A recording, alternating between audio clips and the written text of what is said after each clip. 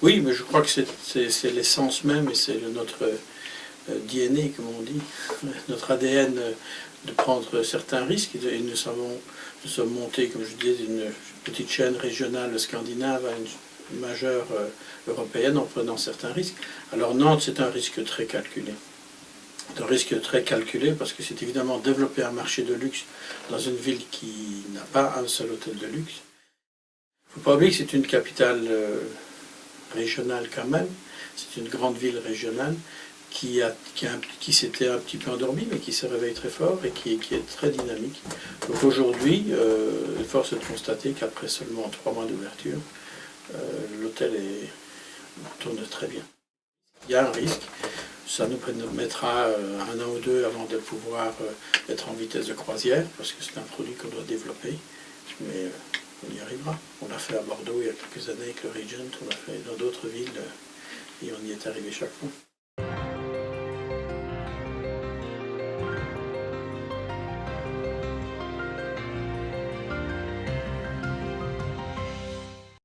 Alors Marseille, on ne peut pas dire qu'il ne fonctionne pas très bien. On a un taux de pénétration de marché de 110%, donc on est au-dessus du marché, ce qui est en soi un succès, puisqu'il y avait dans cette ville des gros porteurs comme le Sofitel qui sont là depuis des décennies et qui ont marqué la ville.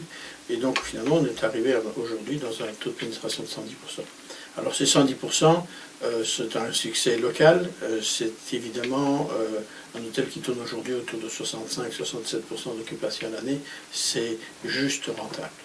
Mais, encore une fois, ça nous permet de nous implanter sur une ville du Sud importante, une des plus grandes villes de France quand même, à une des meilleures situations, hein, sur le Vieux-Port quand même. Et aujourd'hui, on est en période de rentabilité. Cette année-ci, on va pouvoir équilibrer les comptes. Donc on est assez content de cet hôtel.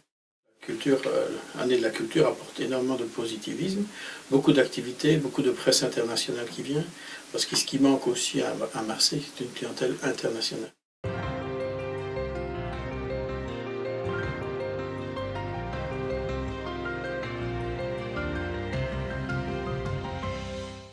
Pas du tout. C'est-à-dire qu'en fait, il faut se remettre, quand on a pris ce contrat en 2005, on créait la marque Park Inn, on l'a créée, elle était toute nouvelle, et donc on a eu la chance de pouvoir prendre un portfolio de 5 hôtels et de brusquement avoir 5 hôtels en France Park Inn, ce qui nous a permis de développer la marque.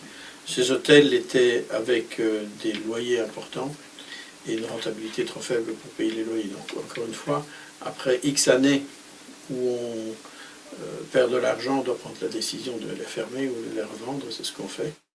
En ce qui concerne les contrats de leasing ou de location en contrat de gestion, ben c'est ce qu'on appelle le asset light, c'est ce que tous les grands groupes font. Nous, on l'a commencé il y a des années, puisqu'on n'a plus d'hôtels en propre depuis des années.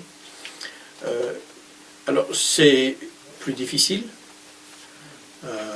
mais encore une fois, il y a tellement de demandes sur les villes secondaires et on est tellement performant que non, ça ne devrait pas ralentir notre sens. Il ne faut pas oublier qu'en France, on est le premier groupe 4 étoiles international au niveau des implantations en France.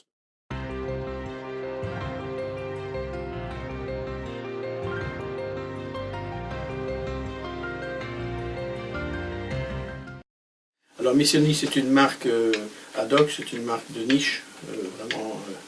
C'est une marque où il nous faut trouver un marché très porteur, où il y a une clientèle à haut revenu, parce que ce sont des hôtels très chers à construire et à gérer. Donc cette niche, ça restera sur les grandes capitales, Paris, Londres, alors on parlera de Milan et de Rome.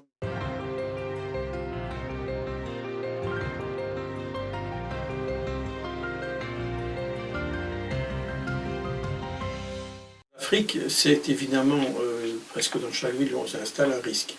Okay, mais qui dit risque, dit forte rentabilité ou mauvaise rentabilité. Mais si je prends par exemple un hôtel, on a un hôtel à Bamako. Aujourd'hui, c'est un hôtel qui a un très très gros succès. C'est qu'au moment du début de la guerre, c'était l'effondrement, on a évacué l'hôtel. Et au moment où on reconstruit le pays, c'est là qu'il y a énormément de clients. Donc nos hôtels à Dakar tournent très fort, nos hôtels à Bamako, je vais parler, tournent très fort. Le Nigeria se développe très fort. Libreville, on est en reconstruction de 2 gros hôtels. On va ouvrir fin de l'année le Radisson Blu à Freetown. Et dans ce genre de pays, nous, le groupe Carlson Residor, on n'investit pas. On est gestionnaire. Donc le risque, il est souvent local ou avec des banques ou des fonds de pension. Donc on a un risque minimum.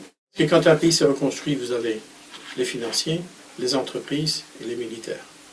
Et donc ces trois marchés porteurs remplissent les hôtels internationaux.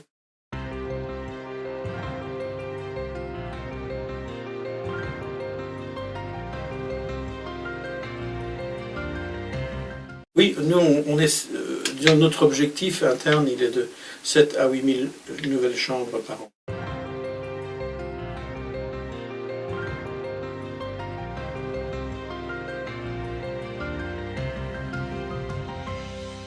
Alors 2013 s'annonce, je vais dire, une année de croisière. C'est-à-dire qu'en fait, on a certains pays qui souffrent un peu, d'autres qui souffrent moins. La France souffre un peu plus. Aujourd'hui, on sent, on vient d'annoncer la récession, et on le sent surtout le marché des séminaires, des congrès. Mais d'autres marchés se redécollent très fort. Ce sera le mot de la fin. Je vous remercie en tout cas Avec de plaisir. ce stade-là.